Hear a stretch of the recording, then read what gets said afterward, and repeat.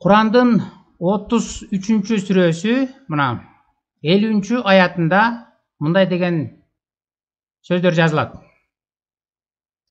Ey пайгамбар, чындыгында калыңдарын төлөгөн жубайларыңды Аллах сага насип кылып, өз ээлигиңдеги күңдөрдү сени менен бирге көчүп келген атаң менен бир тууган эркектердин, атаң менен бир тууган аялдардын, таекелериңдин жана таежелериңдин кыздарынын никесин адал кылдык.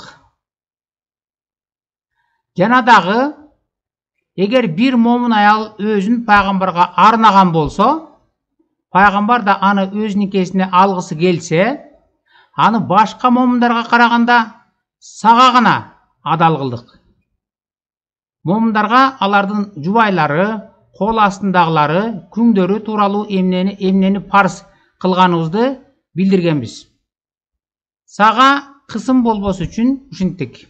Аллах кечиримдүү, мээримдүү. Бул аятта эмне дейт? Аллах Мухаммедке аялдарың, күңдөрүңдөн тышкары атаң тараптан туугандарыңдын кыздары, апаң тараптын туугандарыңдын кыздары, таекелериңдин дептир. Ошонун баарысын сага адал кылдык дейт. Атаң жактагы тараптагы туугандардын кыздарын алсаң да болот, энең тараптагы туугандарыңдын кыздарын да алсаң болот. Жана кара менен жазылып турат. Дагы эгер бир момун аял өзүн пайгамбарга арнаган болсо, пайгамбар да аны өз никесине алгысы келсе, аны башка момундарга караганда сага гана адал кылдык.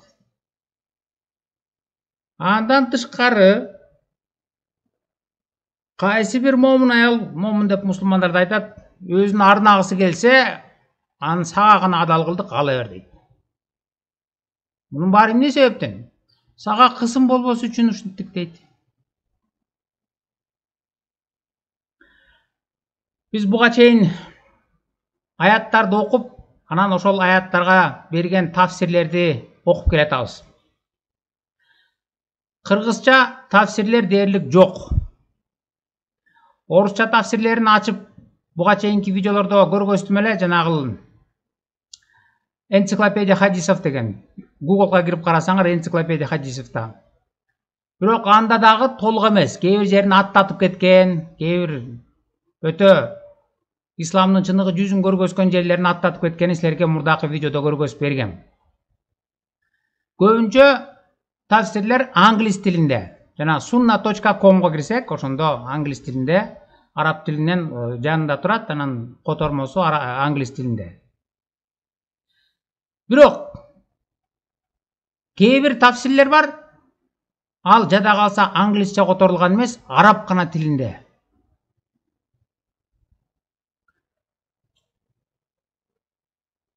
Ал тафсир Аль-Кортобиге кирсек, ошондо бар да, ал арабча гана жазылып турат. Мен силерге буга чейин айттым эле, кээ бир араб христиандар бар. Ошолордун бири Christian Prince деген псевдоним менен чыккан араб христиан бар. Ал Skype аркылуу дүйнө жүзүндөгү баардык мусулмандарды жибатка чакырып, анан аларга Курандын жалган экенин, Кудайдан эмес экенин далилдеп түшүндүрүп көргөзүп берет. Ал өзү араб, бирок англисче сүйлөйт. Анан кээ бир жанагындай тафсирлерди арабча жазылган, арабча өзү окуп берип, анан англисче которуп түшүндүрүп берет. Кээ бир учурда ошол жибатка арабтарды чакырат. Араб мусулмандарды. Анан өздөрүнө окутуп арабча, анан өздөрүнө котортуп, анан өздөрүң эми окуп көргүлөчү, ушул туурабы же туура эмеспи деп өздөрүнө айтып берет. Ошондой жибаттардын бири YouTube'га кирсек табабыз. YouTube'да азыр кирип көрөлүк мына. YouTube'га кирсек мындай мына Christian Prince деген 16 privileges for the Расулалла, Christian Prince, Монсуар, Ислам. Бұл жерде дағы ошол Christian Prince'тин Аль-Қортоби, Тафсир Аль-Қортоби, о жанагы биз окуган 33-сүрө 50-аятка берилген түшүндүрмөсүн айтып берет. Арабча айтып берет. Ол арабча окуп беришет дагы, анан англисче которуп ошону талкуулап айтып берет. Ошол биз окуган аятта 33-сүрө 50-аятта Аль-Қортоби түшүндүрмө берип атат. Ал түшүндүрмөгө ылайык Мухаммедке 16 артыкчылык берилиптир. Ал артыкчылыктар басып алган жерден олжонун эң жакшысы Мухаммедтики, 5тен 1 бөлүгү Мухаммедтики, ошондой эле анан калгандары аялдарга тиешелүү. Кандай аялдар менен кандай жатса болот, кандай ага бардык нерселер уруксат экендиги жөнүндө айтып берет. Ал мен жогоруда айткандай англис тилинде болот. Арабча өзүнүн араб сөздөрүн окутуп берип туруп, анан которуп берет да. Азыр биз моуга кирип көрөлүчү мына. YouTube'га кирсеңер эле мына англисче жазсаңар могул чыгат. 33-сүрө 50-аят 16 артыкчылык Мухаммедке берилген. Моуну бассаңар бул чыгат. Азыр муну арабча bir арабты чакырып алып туруп, араб мусулманды өзүнө окутуп, өзүнө котортуп атат. Мына өзүң оку, мени алдап атат деп ойлобо. Анткени бул жерде арабча жазылып турат. Сен да арабсың, мен да арабмын. Сен да окуп түшүнөсүң, мен да окуп түшүнөм. Анан окуп туруп, эми англисче которуп береличи, мына элди өздөрү таразылап көрсүн. Сен да ойлонуп көр деп. Азыр ошону угуп көрөлүк. I want you to read with me carefully, please. This is, I think you know the website very well. Quran KSU.edu SA, Saudi Arabia. I think you are familiar with the website, right? Yeah. Мына могул сайтка киресиң деп өз көргөзүп берип атат. Quran.ksu.edu.sa, Саудовская Аравия, Тафсир Қортоби, сура 33-50-аят. Десе, ал угуп аткан мусулман айтып атат. Бул деген мен билем, бул деген аябагандай ишеничтүү булак. Эгерде тафсир окугуң келсе, анда ушуга кайрылыш керек. Анткени бул Саудовская Аравияныкы араб тилинде деп. I know this website is it's the most trusted one when you want to look for tafsir. That's wonderful. Okay. And this is Tafsir Al-Qurtubi. Let us go down, and as long as you speak Arabic, that's really wonderful. You will find this. Сен арабча сүйлөгөнүң бул эң жакшы. Сен ушул сайтка кирип карасаң, арабча мынтип жазылып турат.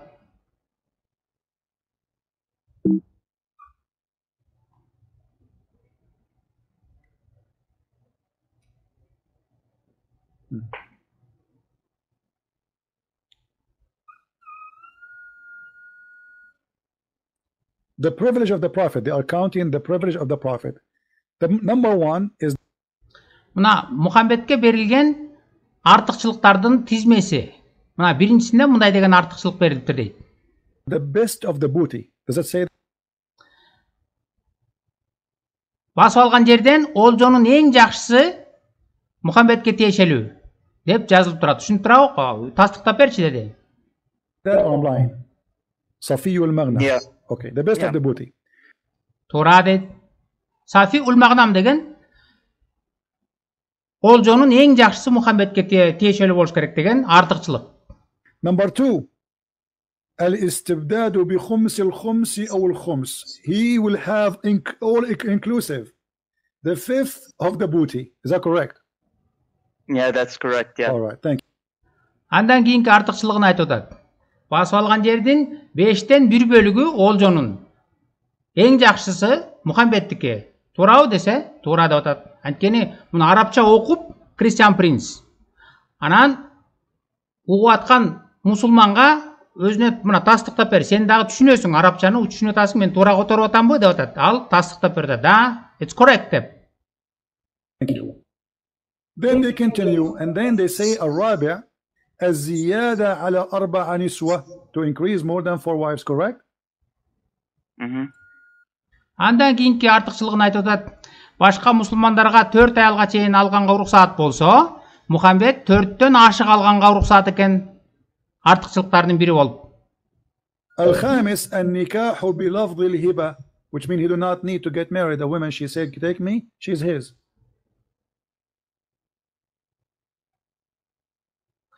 Ошондой эле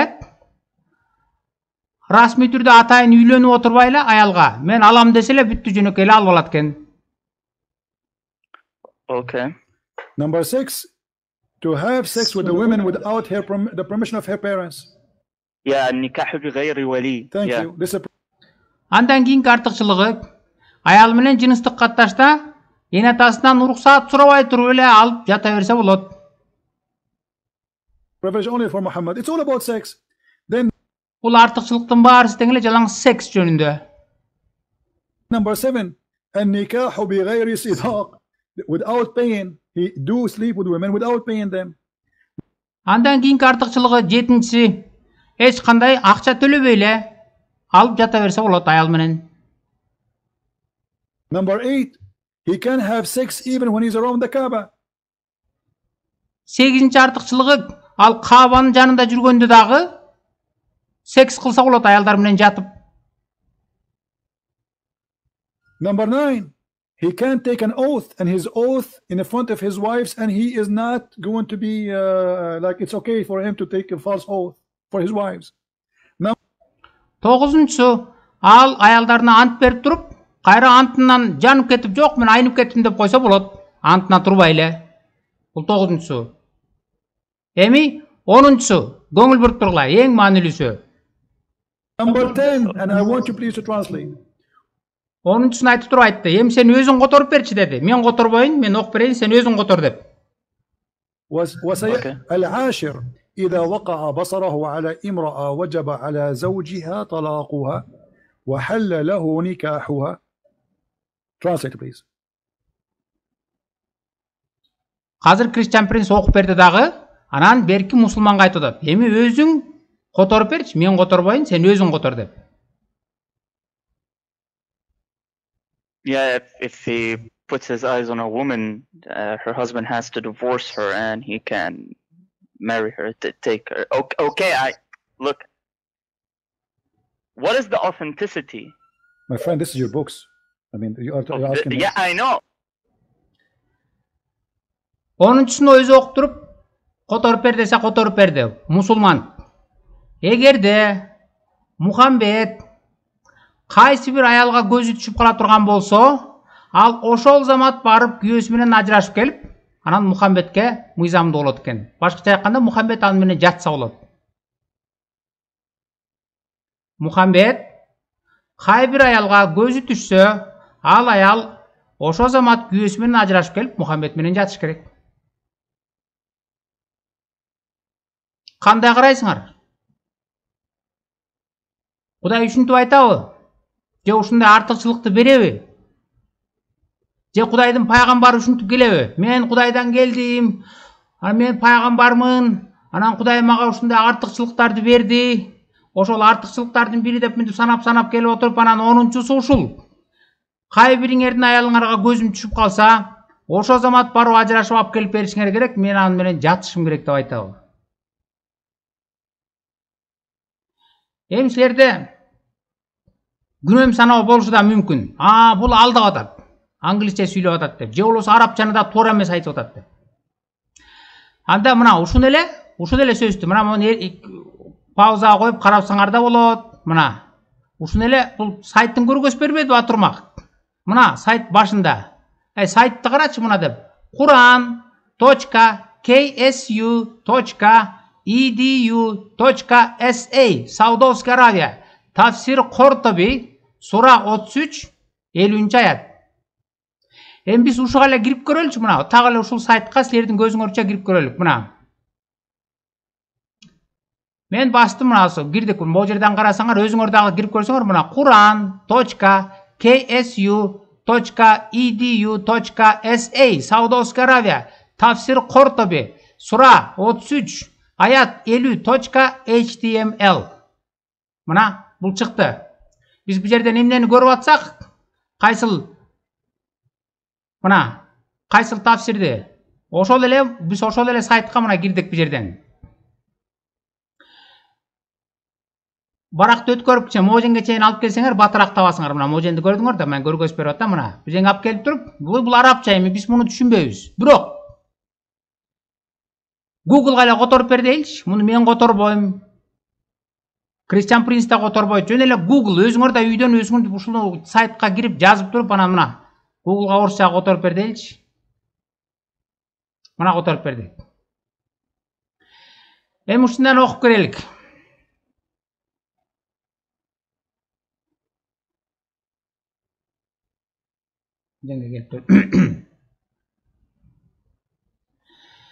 Бардык артыкчылыктарын окуга турбай эле коелук. Мына бул жерде жазылып тур. Жана Сафи аль-Мугнам. Олжонун эң жакшысы ага тиешелүү болуш керек. Тирания на 1/5 или 5 дейт. Жана 5тен 1 бөлүгү алганда 5тен 1 бөлүгүн алыш керек. Ошентип жүрүп отуруп, мына 9-су, анан 10-суна келеличи. Баарысын окубайлы, мына 10-су. 10. Эмне деп жазылып турат?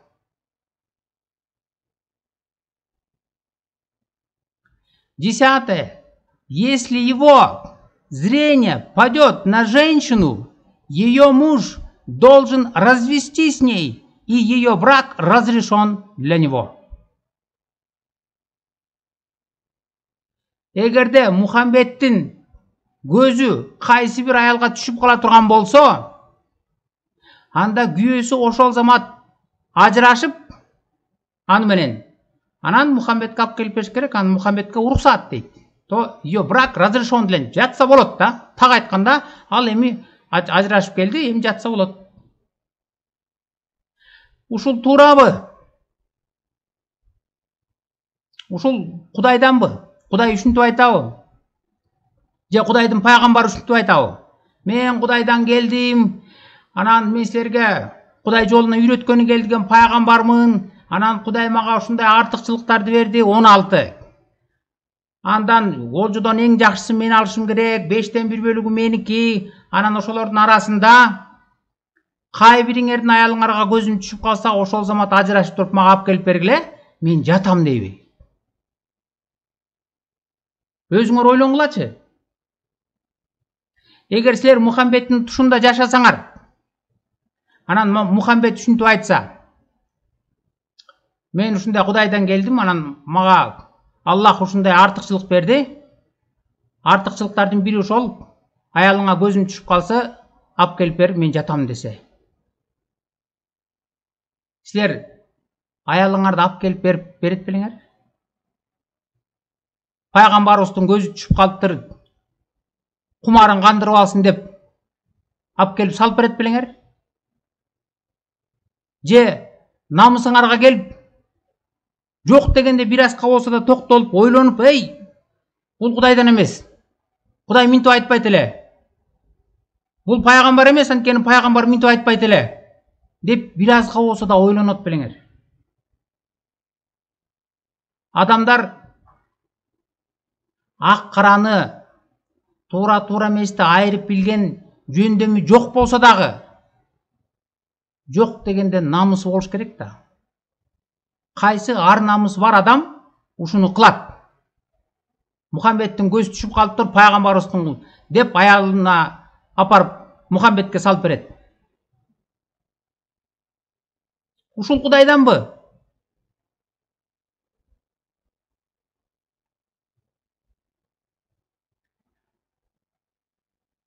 Буга чейинки видеолордо дагы биз салыштырып келатпайбызбы? Анткени орусча айтылат, все познается в сравнении дейт, салыштыргандан билинет. Эми Библия эмне деди эле бул жөнүндө карап көрөлүчү. Библияны.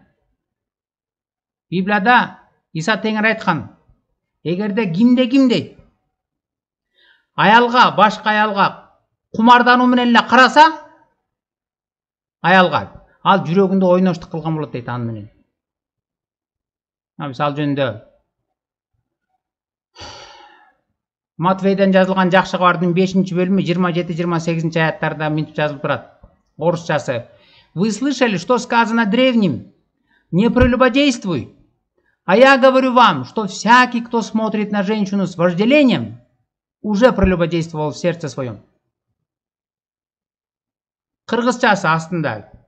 Байыркы мезгилде жашагандарга ойноштук кылба деп айтылганын уккансыңар. Мен болсо силерге мындай деп айтамын. Аял кишиге кумарлануу менен караган адам өз жүрөгүндө ойноштук кылган болот. Иса Теңир айтып атат, эгерде аялга кумардануу менен эле карап койсоң, ойноштук кылбай эле, жатпай эле, жөнөкөй эле карасаң кызыгып, сен жүрөгүңдө аны менен ойноштук кылган болосуң дейт. А Мухаммед эмне деп атат? Мухаммедтин ончакты аялы бар. Андан тышкары күңдөрү бар. Чексиз санда жата берсе болот. Андан тышкары аят берилиптир. Атаң жактагы туугандарыңдын кыздарын кимиси болсо да алсаң болот. Энең жактагы туугандарыңдын кимиси болсо да алсаң болот. Ал эле эмес, дагы ким кайсы бир аял өзүнө арнагысы келсе, ал да болот. Андан да тышкары Мухаммедтин көзү кайсы бир аялга түшүп калса, ал ошол замат көзү менен ажырашып келип Мухаммедке жатып бериш керек. Ушул Кудайданбы? Кудай ушинтип айтабы? Же Кудайдын пайгамбары ушинтип айтабы? Мен Кудайдан келдим. Кудай жолуна салганы келдим силерди. Анан Кудай мага артыкчылык берди ушундай. Басып ал бардык жерлерди. Күч менен исламга киргиз, басып алган жерден талап тоно. Эң жакшысы, эң көбү сеники олжонун. Анан аялдардын баары сизден каалагандай жатасың. Анан андан тышкары кайсы бир аялга көзүң түшүп калса, ал ошол замат күйөөсү менен ажырашып келип сага жатып бериш керек деп айтабы? Силер ким ушуну көрүп атса, өзүңөр азыр могуга киргилечи, мына могул мен көргөзүп аткан могул сайтка өзүңөр кирип туруп мына. Анан Google'га эле орусча которуп бер десеңер, которуп берет, өзүңөр окуп көргүлөчү. Муну мен которгон жокмун, мен жазган жокмун. Бул мына Саудовский Аравия арабтардын өздөрүнүн сайты. Арабча жазылган. Эми аны азыр технология өнүккөн заман экен, муну англисча айтып бергенине, которуп бергенине ишенбесеңер, анда жөн эле Google'га которуп бергиле дечи. Мына ушул чыгат. Акыл эстүү, ар намысу бар адам ушуга ишенеби? Ушуну туура деп эсептеп Мухаммедти ээрчийби?